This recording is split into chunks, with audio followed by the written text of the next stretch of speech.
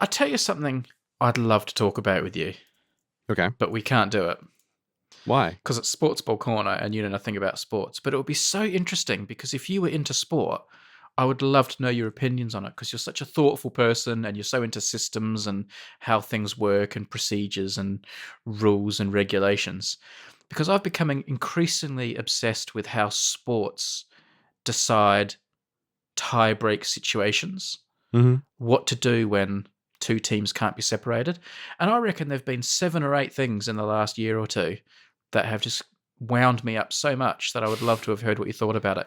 For example, at the World Cup in soccer, when teams in the group stage get tied on points, how do they separate them and that?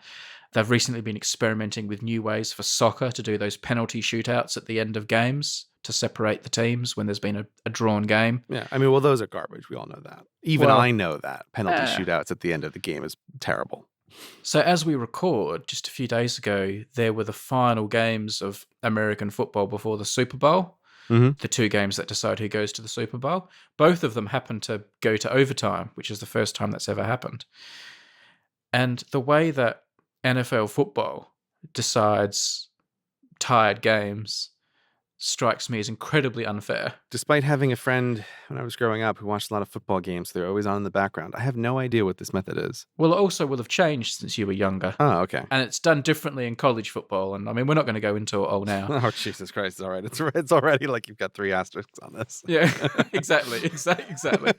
By the way, I'd love to talk to you about why American sport, I know you can't do it in the playoffs, but in general, why American sport is so opposed to scores just being level anyway, and there always has to be overtime to have a winner. Why can't you just have drawn, tied games, and share the points on the tables and things like that? But anyway. You need to have a winner and you need to have a loser, Brady. That's how, that's why. And if I need to explain that to you, I don't know how to explain anything.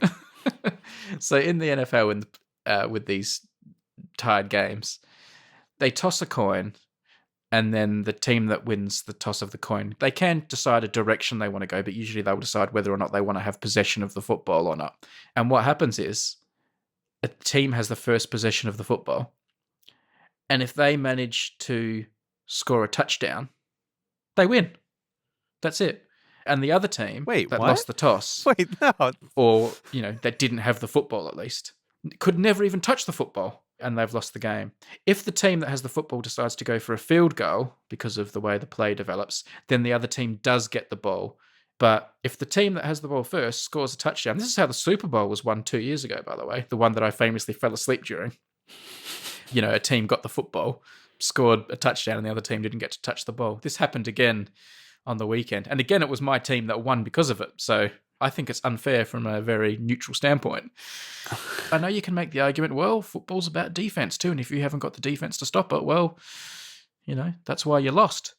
But I don't know. Okay. It strikes me as unfair. There's lots of unfair things about the way sport tiebreakers are broken. Yeah.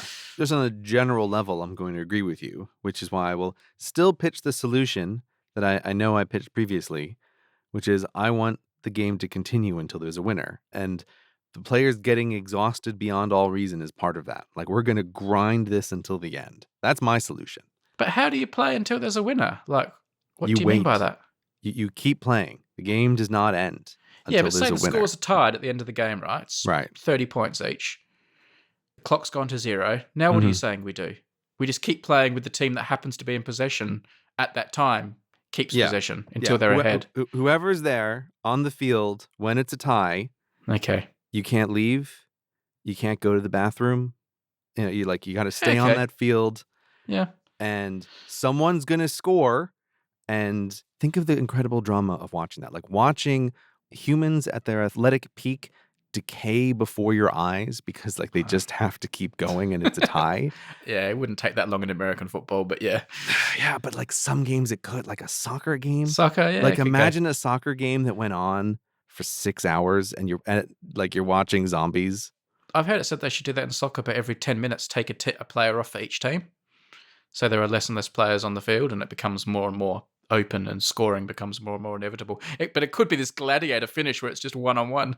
No, but that's where I would want the drama, right? You don't take people off. Yeah. But, if someone feels like they have to give up and let their team down, they can walk off the field. Okay. Right? Yeah. Like, and then you could have that like real drama of like, what are these humans going to do to themselves to win the game?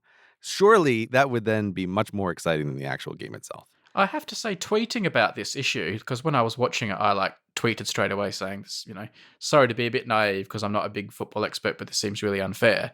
What do people think? And I got loads and loads of responses, and I entered into conversations with quite a few of the people. And I have to say, I thoroughly enjoyed it. All the different opinions and the disagreements and that was all really civil. Yeah. You had a nice positive Twitter experience, Brady. Yeah, it was a positive Twitter experience. People were explaining things to me. Most people agreed that it's unfair, which helps. But other people said, yeah, but this is why they do it, and this is how other people do it. And it was interesting. I know I've pitched that before. I know why it doesn't happen, but I know why it would obviously be the superior method. But yeah, I have to say, you brought me some tie stuff in the past, but that NFL one sounds like it really takes the cake for like the most unsatisfying way to resolve the tie. Whereas, Yeah. like, I feel like a pure coin flip would be more satisfying of a resolution than a coin flip where the team who wins gets to make a run for it. And if they get to the end of the field, then they're the winners. There are big sporting things that used to be decided by coin flips in that way, but that would be pretty unfair. I'm not talking about fairness. I'm talking about like satisfying, right? The NFL one feels deeply unsatisfying because it feels like the other team didn't get a true chance. Whereas the coin flip, it's like no one got a chance. It's just the universe came in and decided who the winner is. And it's almost more satisfying than having what feels like an injustice done to the other team. It's almost like mum coming in saying, look, if you two can't settle this out with the rules I gave you, I'm just going to toss a coin to decide who gets the trophy. Right. Or if you're a pro level teacher, we're going to rock, paper, scissors this, and then there's no more discussion.